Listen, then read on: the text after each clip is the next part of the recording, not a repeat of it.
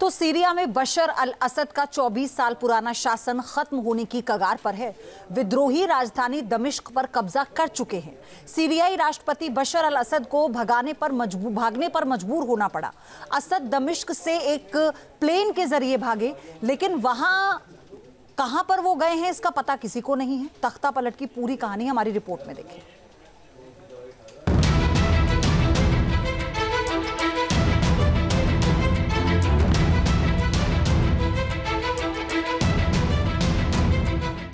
Syria में गदर, कहां भागे बशर अल असद। मिडिल ईस्ट में युद्ध का नया मोर्चा खुल गया है। सीरिया में गदर मच चुका है। विद्रोही और असद सरकार के बीच बारूदी मोर्चा खुल चुका है।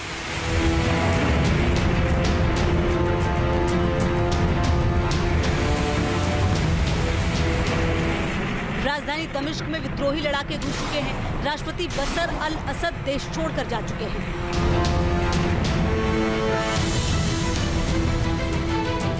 विद्रोहियों के डर से असद और उनका पूरा परिवार देश से भाग गया है। विद्रोही लड़ाके दमिश्क में दारा शहर की तरफ घुसे हैं, जिस पर उन्होंने 6 दिसंबर को कब्जा किया था और राजधानी पर कब्जा कर लिया। दारा वही शहर है जहां से 2011 में भी राष्ट्रपति बशर अल असद के खिलाफ विद्रोह की शुरुआत हुई थी।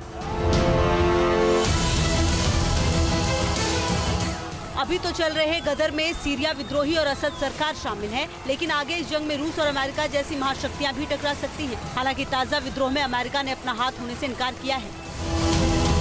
मैं यह मांग कर रहा हूं कि अमेरिका, सीरिया, रूस और ईरान के बीच संघर्षों में शामिल न हो। यह हमारी लड़ाई नहीं है। हमें दमिश्क या इसमें शामिल किसी भी अन्य पक्ष को एक भी पैसा नहीं भेजना चाहिए। हम व्हाइट हाउस में बैठकर युद्ध समर्थकों को तीसरा विश्व युद्ध शुरू करने में सफल नहीं होने दे सकते।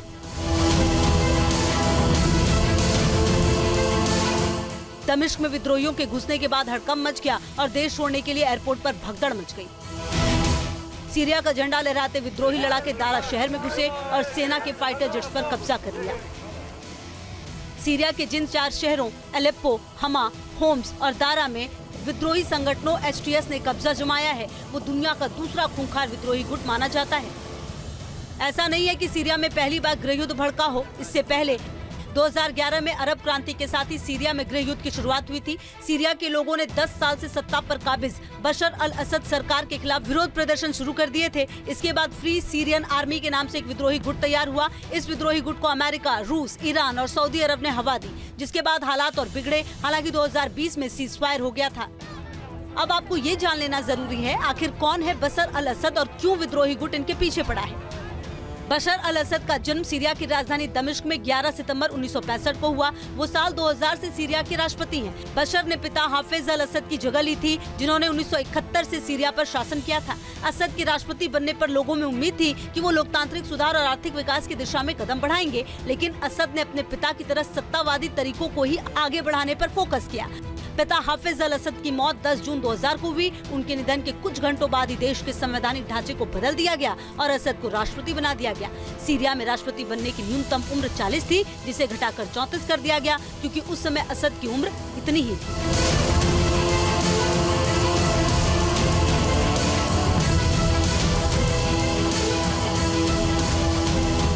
असद के कमान संभालते ही इजराइल के साथ सीरिया का तनाव जारी रहा, क्योंकि इजराइल के खिलाफ उन्होंने अपने पिता के रुख को बरकरार रखा और गोलन हाइट्स की वापसी की मांग जारी रखी। इसके लिए असद ने फिलिस्तीनी और लेबनानी हथियारबंद लड़ाकों यानी हिजबुल्लाह का समर्थन किया। अमेरिका के साथ संबंध तब और बिगड़ गए जब असद ने 2003 में इराक पर अमेरिकी हमले की निंदा की और खुले तौर पर अमेरिका के खिलाफ भाषणबाजी से असद के सुपर पावर से संबंध बिगड़ते चले गए।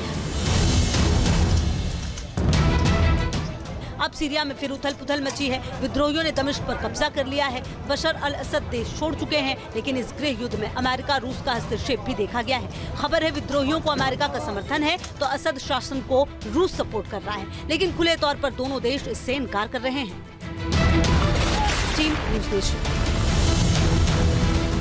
न्यूज नेशन अब व्हाट्सएप पर खबरों की ताजा अपडेट के लिए न्यूज नेशन के इस QR कोड को स्कैन करें।